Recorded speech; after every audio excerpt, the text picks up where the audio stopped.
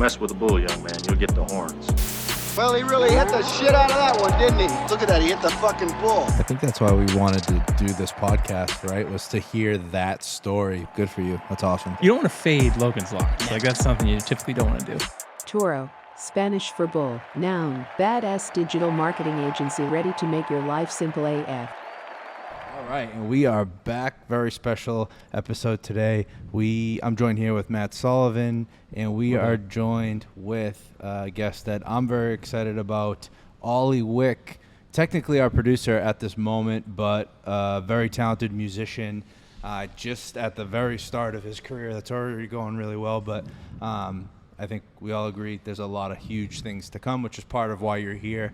And, you became a part of Torro, at least for a little bit. We'll see what the future holds, but all in an effort to get your career to the next step and beyond. So, Ollie, thanks for coming on, buddy. Thank you. Thank you for having me. I'm excited. Wicky Wick. Yes, sir. Yes, so we actually go back a long way. Yeah.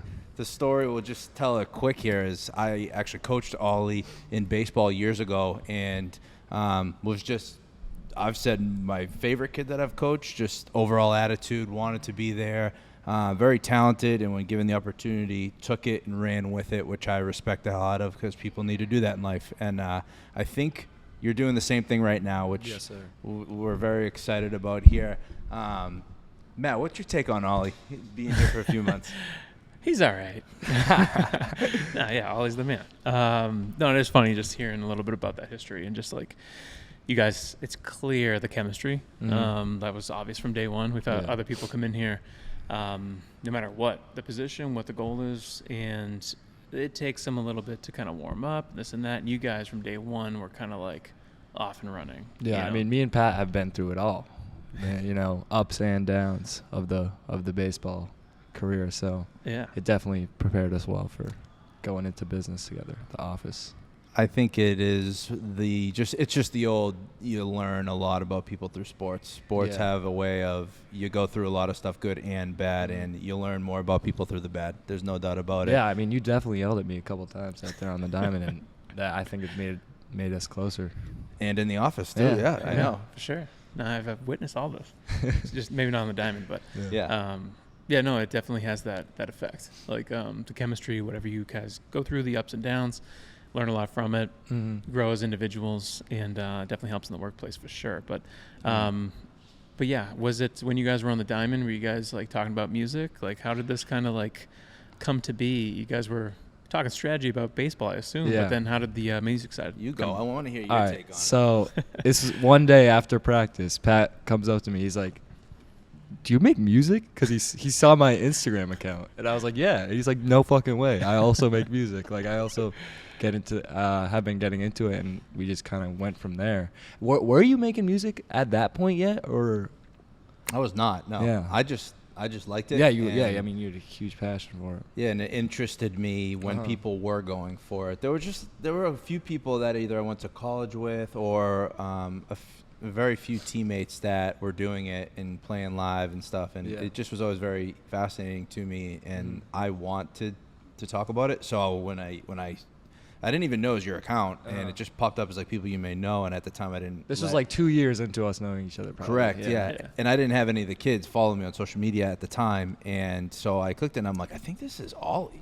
And he doesn't say one word when we're there, like at baseball in general or about music. So he just kind of stayed head down doing his thing, and that's when I brought it up. And I was like, motherfucker, you're doing this and you're hiding it. I'm like, that's awesome. Like, let's talk. I go, I don't want to tell anyone if you don't want me to, but like, I'm glad I know because I want to follow it and whatever. Fast forward, and all of a sudden, here we are. But the story that I love is when it was a field in the middle of nowhere. We lost 100-0.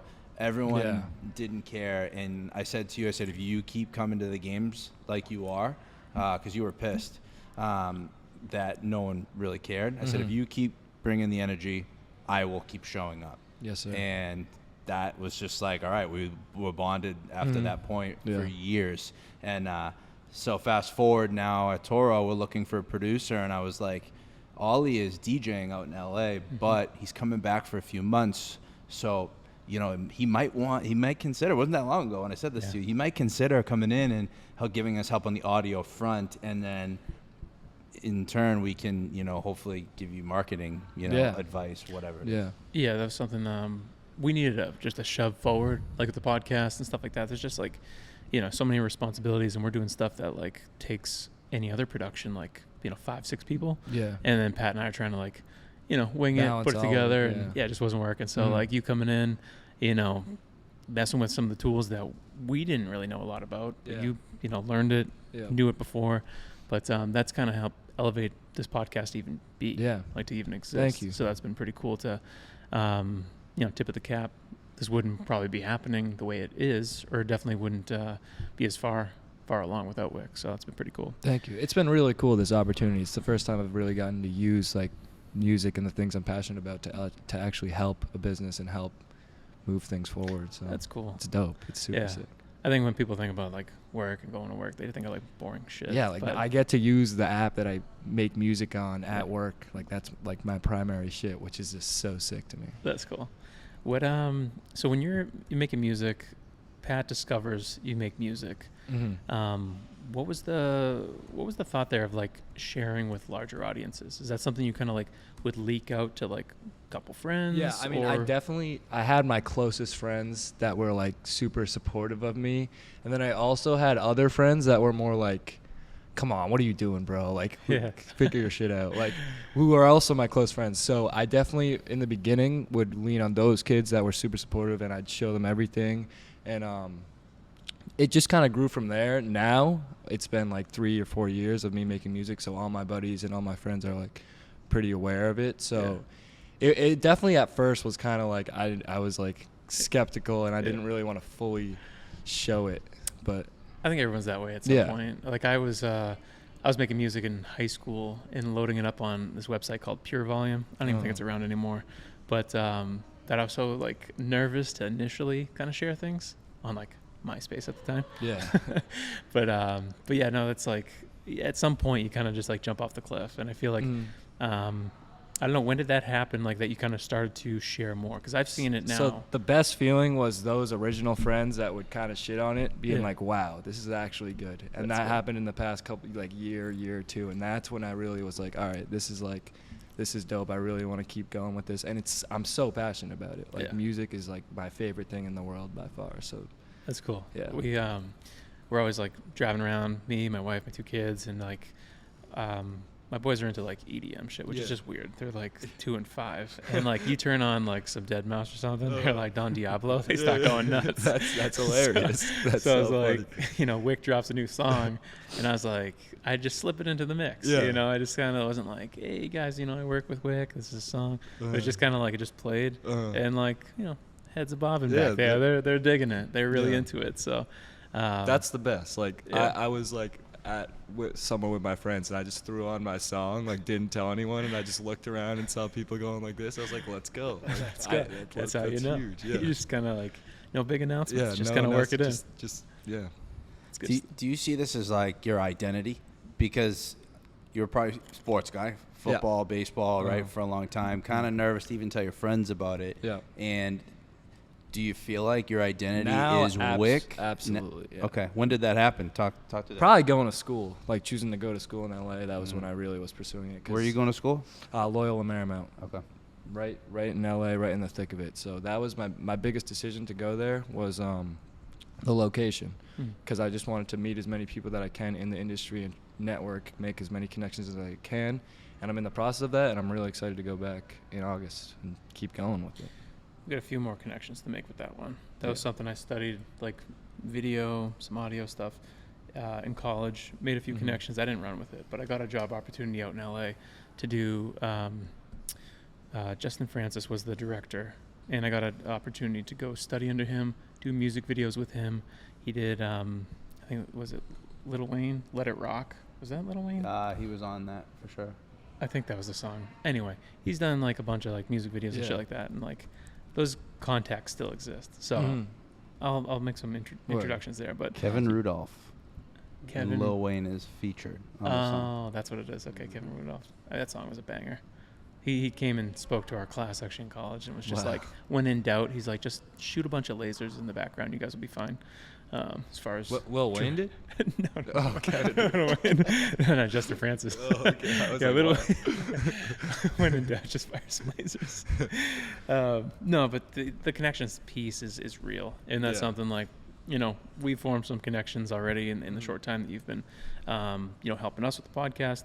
But that's definitely something that just continues. But you're doing the right thing, being close to the action. Exactly. And I think a big pro, like, with me is, like, I'm a very social person, and I'm, like, good at talking and stuff. So I think I really want to try to use that to my advantage, as well as the music. I kind of want to show people my personality as well. It's cool. That's people fall in love with the personalities, and then the music, and Hopefully then the the music, music's and good then the enough too, personality. yeah. Yeah, either way. Yeah. But How are you going to do that? Like, what's right now? Obviously, things change, but what's your mindset like on that? Because you mentioned that before, not just music, which I think is so smart. But where is your head at on that right now? I want, right now it's still music, I think. I want to keep focusing on my music until I really can get sort of a following or something to be able to throw myself out there as well. Because, like, I'm on Instagram and TikTok, and I kind of just post, like, my stuff. So I think this is a huge opportunity to show personality, like, to be honest. yeah, I think everyone kind of catches a break at some point, whether it's some sort of gig that leads to a new connection or something like that. Yeah. I don't know shit about the DJ space. It's always interested me, but I think, like, a lot of the DJs I see now that kind of, like, break into the space are just grabbing different sounds from popular songs, making their own shit, remixing it, and then one of those catches, and then it's like, who did that? And, like, I feel like that's an entry point that a lot of DJs kind of break in. Definitely. But do you do that as well? Like, Yeah, I love making remixes, making original stuff. I just dropped this Taylor Swift Cardigan remix on my SoundCloud. Sick. Working on I'm actually working on a Beautiful Girls remix by Sean Kingston right now. Nice. I love it. I love all of it, and That's cool. yeah. Those are a few of the accounts that I follow. Is like a DJ that kind of gives you a look at the programming that goes into it, where you can see the different layers of the different songs, and then they hit space bar, and it kind of starts to go through the song. You see how it jumps from song to song. Yeah. And that shit is just cool. Yeah. When you see, like, something's coming up from this other song, and then it just hits. But I'll watch those videos every single time. They're pretty cool. Yeah.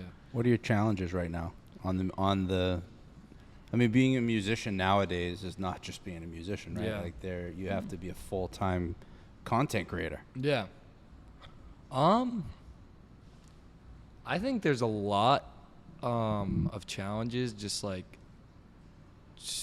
struggling to fully get myself out. I think I'm so confident in my craft and my abilities, but it's just the biggest challenge is making other people see that as well, for sure. Like, every time I meet someone, like, I wish they could just know me like through and through, and, like, that's just not possible. But I think if that was the case, people would love me.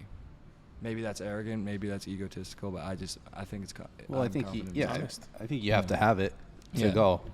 The one thing I'd say about you is, I mean, you're 19 still, so you're 19 and you walked into a relatively intimidating office. I don't think our vibe is intimidating necessarily, but you walk in here, it's a different place, and you're still so young, and it's like, I prepped you like, hey, this is real. This is big time stuff, big business. Yep. We're working with a lot of big people, and you came in and handled yourself like a pro. So I think that's a feather in your cap, and you're very personable, right? So you have all that type of stuff. Yeah. What I was digging at there a little bit, because we have talked about it, is talking about, like, that social front, and Ollie and I were breaking it down, and part of that was looking at marketing. All right, what are you doing on social? Like, so I'm asking some questions, and we did kind of get into it a little bit, where it was like, well, I can't do X, Y, Z, and it's hard because whatever. And I'm like, all right, well, let's look. And I'm like, dude, you've only posted on TikTok for like a month and a half. You haven't posted it on Instagram. And you know what I mean? So it was like, I think this is going to be good for you, because I have not lost the coaching hat at all. Right. And I'm like, can kind of like give it to you, being like, buddy, I mean, you have no reason to be complaining right now. Yeah. But talk a little bit about the social front. Like, what's your plan, and what have you taken with you? Like, when you go back to school, we're not going to be there. Yeah. We're going to just be following as fans. I think consistency is key for that, which I do not have right now. I've just kind of been making music like here and there, doing what I want. And I think going back to school, I should definitely try to get into a schedule, try to get consistent, maybe one post a day on this, or one song, one tutorial, one remix. Try to get into a schedule. Like you have the helpful websites that blew up just because you did it every day. Every single day. I think a year. That's what I got to do. That's exactly what you got to do. And I think going to school, I can build a structure like with school, like homework, workout, music, social. Yeah, you got to have some sort of list that you can check back on, and it doesn't have to be calendar view of here's every single day, but at least like some sort of list of content ideas, but also just like find other shit that's gone viral, find other shit that like people like to check out, explore, has a lot of likes and views and comments. Yeah. Because if you just like take their formula or their shit, like it works, and that's kind of what we did. Like we didn't invent helpful websites. We didn't invent that stuff. It was just like, here's other things that I'm going to steal that. I'm going to put my spin on it, and I'm just going to do it every single freaking day for a year and just see what happens. Yeah. And it's funny because the original content sucks. It was so bad. Yeah. The first like dozen, I think it was not until like episode like 29 or 30 that it actually was like, okay, there's something here that's helpful and decently edited. The beginning was just shit. Yeah. So I think that was a big thing. It's just, lighting, audio, like trying to like fix things up a little bit better. But yeah, the consistency, like without that, no one has a chance on social unless they're every single day. And everyone gets lucky every now and then. Yeah. But like that's the name of the game these days. It's like refining your craft, consistent posting. And working with you has been an interesting one. Seeing you do it, I've learned a lot from. I'm also working with another buddy of mine who's doing a golf fitness brand and trying to talk to him about social too.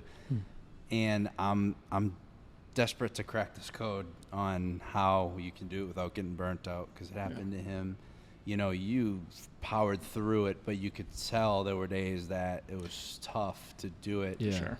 Yeah. So we've actually talked about it, and I've been like, well, if I was like, teach people. Like, I feel like you need to look at yourself a little bit in a cocky light where you're the teacher and just know people want to learn from you. Because when you posted that, I was like, create a song. I go and break it down into 8 parts, how you did it. So you could teach a younger kid. Yeah. Do you know what I mean? Like, does that make sense to you? For sure. Yeah. I think, people kind of, it's intimidating, I think, to like create a post or try to create that viral thing. But it's really like, if you can create micro content around a process or what it takes to create the end result, that's the shit that people really like gravitate towards. Is like short, digestible, something that they see and they're like, I could do that. Or wow, I really understood that. Not just the end result. You got to do all the above. I think, just posting your music won't work. But you've talked about the strong personality, which I've witnessed. Great guy. Doing a little bit of everything, getting to know who you are as a person, sharing your music, sharing educational shit. It's like there's all these individual categories that you could really just diversify your content to make it easier and less pressure. If you try to make a hit every single day or something like that, not going to happen. But, you could mix it up pretty well. Yeah. That works. Yeah. And I hope that it's been fun to watch you grow from, way back in the day to you just got the music stuff going. Now you're a artist on Spotify with music out. Yeah. Now you've, I think, gained some marketing insights here. I think when you go back to school, you're going to be more well equipped than you ever have been to take it. So what I would want to see is you go back with a different confidence. Because on the music side, I'm sure, is there any sort of like imposter syndrome that you have or have had in the past? What do you mean? What does that mean? Like meaning, you're like, what am I doing here? Like, am I really a DJ? Like, no. You've never had that? I don't really. I don't doubt myself. Like, really, ever. Good. Okay. Well, I think you keep adding more tools to your bag, and that would go away less and less. Yeah. But I'm excited because I see you going back to school as a different kid now. Yeah. So no, I'm just excited for it. It's frustrating because like, you know what to do, and in just like school and shit like that, like, there's other things that always get in the way and massive distractions.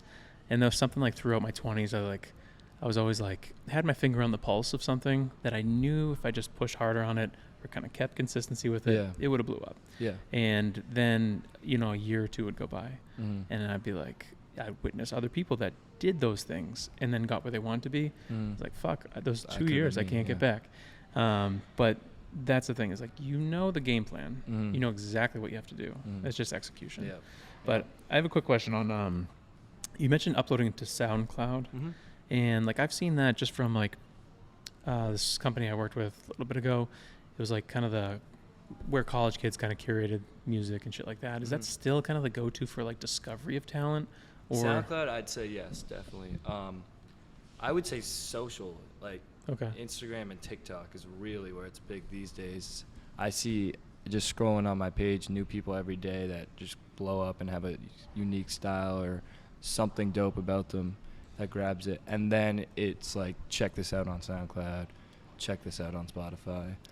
Yeah, I think the saving audio clips and recycling it on top of other clips. That is huge. That's like a massive piece, because I've done that with, what's his name, Sidekick or Sick Kick or something like that.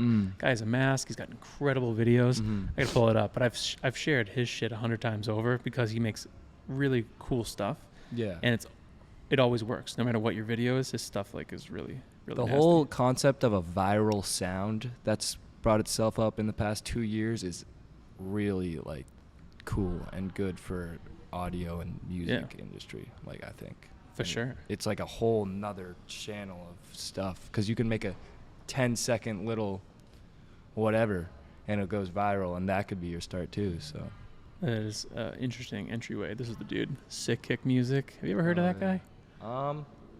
His shit is so I recognize it. Yeah, it's really, really good. I've saved his music 100 times over, but I think that's an angle to go with, is like, you know, you try to like sometimes end your content with like an ask.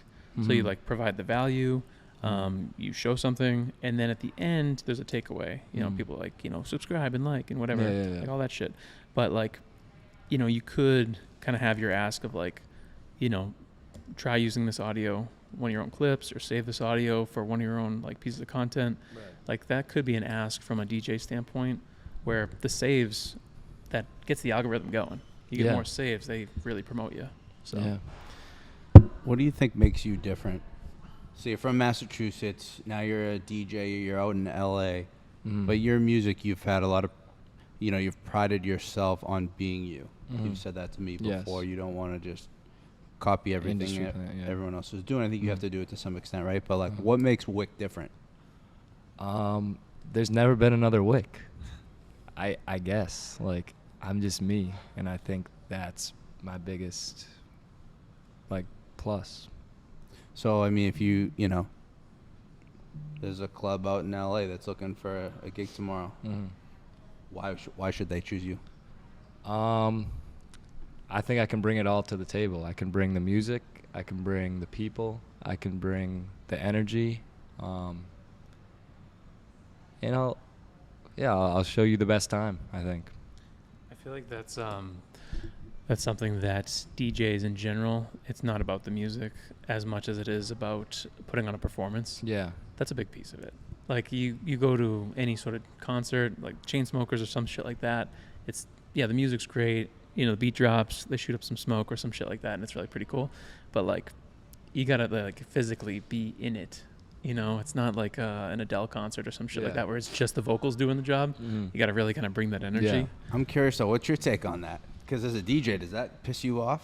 When they're just sitting there? Well, because I kind of get that vibe, too, because I'm not into it as much. But as the musician creating the music, are you happy that it's become more of a performance and less about the music, or do you even agree with that? I agree, yeah. I think I'm happy. I like that. I think it's entertainment. It's the entertainment industry. So like, the more you have, the better. Sure. Yeah. Like, no, especially with the like age of influencers too and stuff. Like, you can be everything. Yeah. No, it's true. I think, but people ride off the energy of like, you know, who's got the spotlight on them. You know, you have energy, they bring the energy. It's like playing that back and forth. Yeah, like everyone can play music, play songs. Like most people can do that. Yeah. But like there's so much more to it. Totally. No, there's a lot of other pieces. I don't mean to simplify No, a DJ like that. Yeah. But that's something like I've gone to the club and seen like a DJ that like freaking he's breaking a sweat up there. You know, doesn't have to. I've seen DJs that sit in a stool with their like glasses. Yeah. Just like, Oh man. and it's like, I mean, the songs are good, bro, but like, Yeah. what are you doing? Like, come Yeah. on, take advantage of this. That pisses me off when I go places in LA and I'm out with my friends and I see this DJ that's just like sitting there. Oh yeah. I'm like, come on, get me up there. Like, Yeah. No, have you this need place bumping. get the you got to ride the energy. Yeah, The crowd and, does. And I didn't mean to say that like that was an unfair question. 'Cause I think it's very real. For sure. There was it was a while ago, and I remember there was a viral video of a school talent show, and one of the kids went up there and he DJ'd. Huh. So like he was just playing the music, Yeah, but the yeah. kid went crazy. Yeah, yeah. But you could see like all the older crowd being like, so now we're just gonna let people go up there and do play it. It's music, yeah. like everything else. It's like social media. It's people, anything new are gonna hate on Yeah. initially. But I agree, it's taken on this whole new thing where it's like people. I think it's one of those things where you have to be able to deal Yeah. when it comes to the music. If you don't have the music, you can't do it, right? Mhm. So you have Right. to have your stuff. But then it's this extra layer Yeah. of you got to bring it Yeah. on all Yeah. fronts. Your generation is kind of redefining music. It's redefining performances, live Yeah. entertainment, shit like that. So I think you guys can really make it whatever you want it to be. Yeah. Because like you were saying before, like older generation might be like frowning upon this or thinking like you're just hitting a play button or some shit. But who gives a fuck? Yeah, You like, know? Come on, it's fun. Yeah. Like, have a good time. Wait enough. Like, Exactly. I remember I said something stupid at one point. I don't even know where I was, but someone was like, they're like, oh, I bet you're the the person everyone wants to talk to at a party or something like that. Because I was like just having a bad day or some shit like that.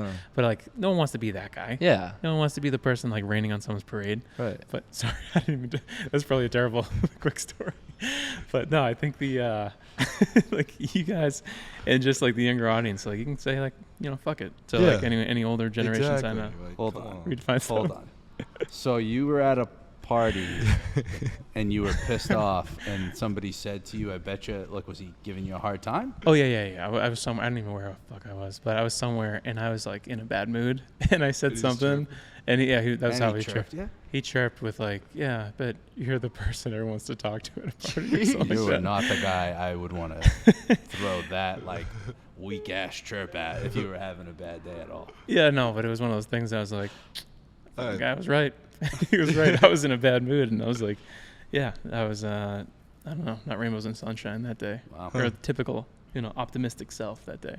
But Wow. All right. Well, if you remember his name, just let us know. yeah, we'll find him. We'll send John Wick after him. Yep. Stupid. Who the hell is John Wick?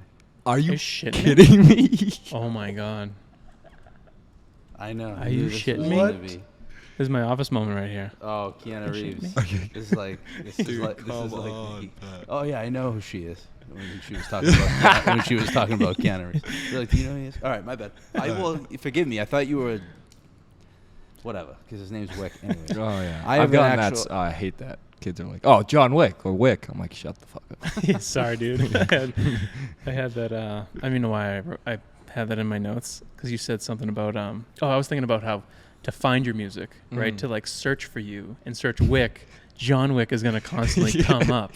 Like you're gonna go head to head with Keanu Reeves probably on like search engines. Yeah. That was why I wrote John Wick down. That's a real Tying thing. it all back. Yeah. That's a real thing. Like Mm. if you want to be found on the internet, coming right back into this. Yeah, you're competing with John Wick. Yeah, That's yeah. annoying. I can't So- believe you guys thought I really didn't know who he was. But anyways, so when it comes to the music, I'm curious about this because I like creating music too. I want to know about the mindset, how it starts, because I know you have vocals and it's, either tracks you have access to or different people, whatever that is. You can talk to that too.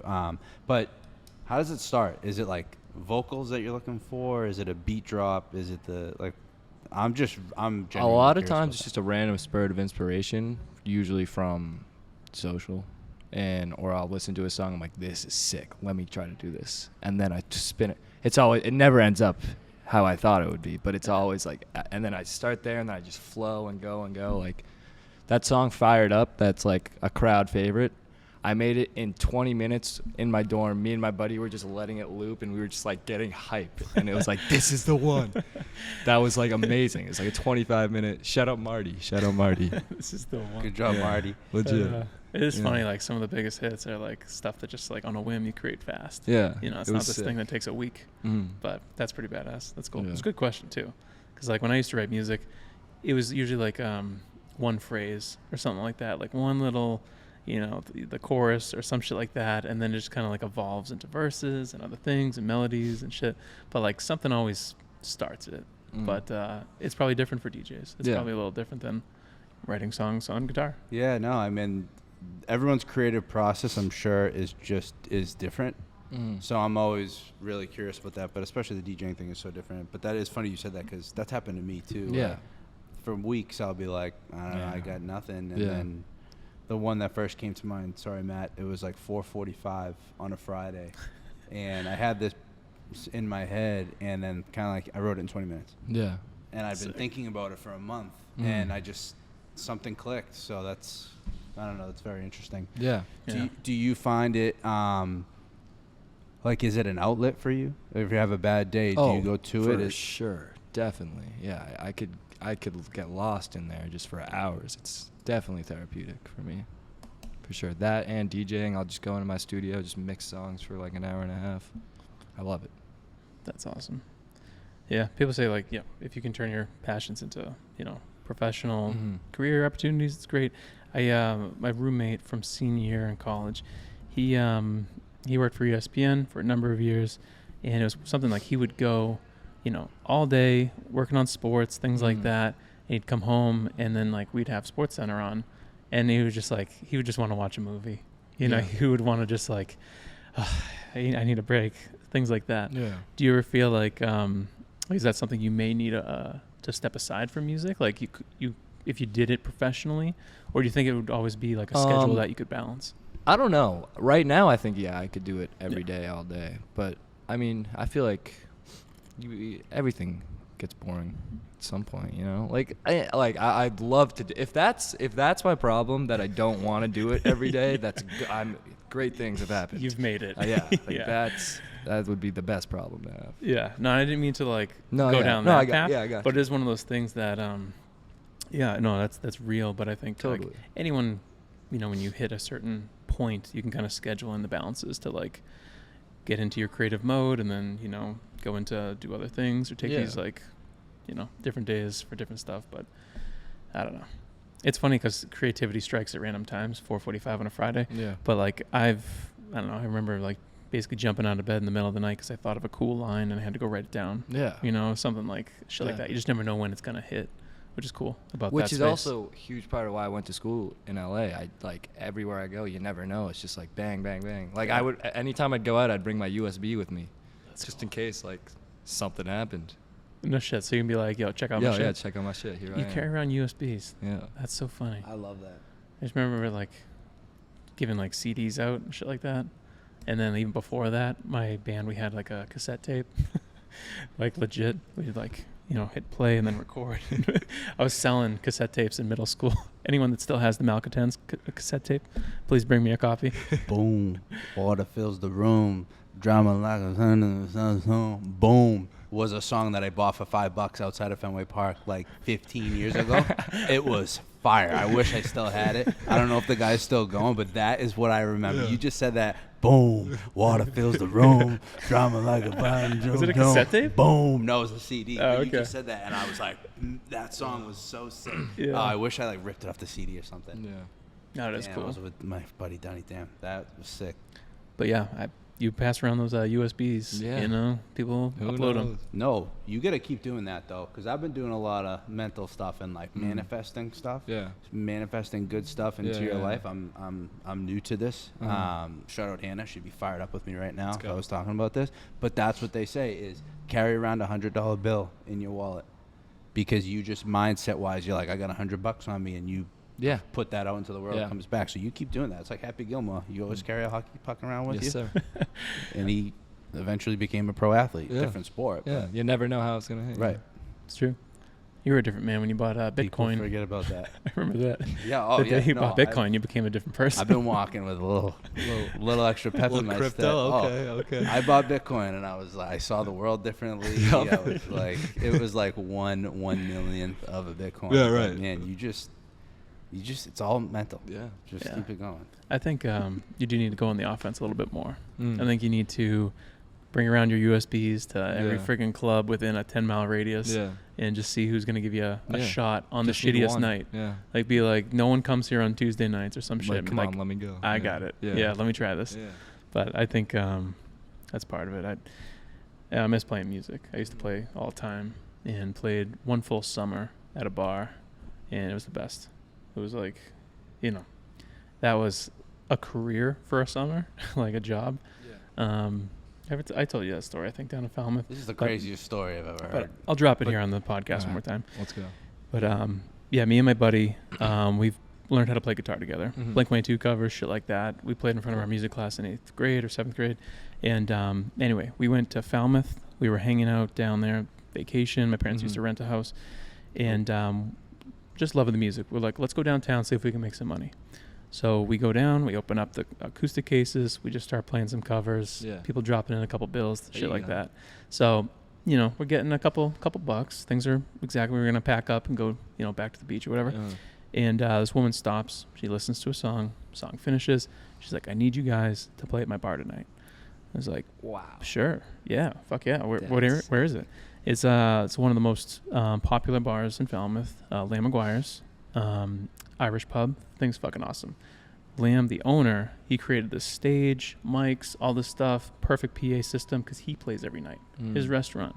Everyone eats, listening to great Irish music. He gets Yeah. up there singing, No Nay Never. The place goes fucking nuts. Yep. So anyway, James and I go in there, and that night we play.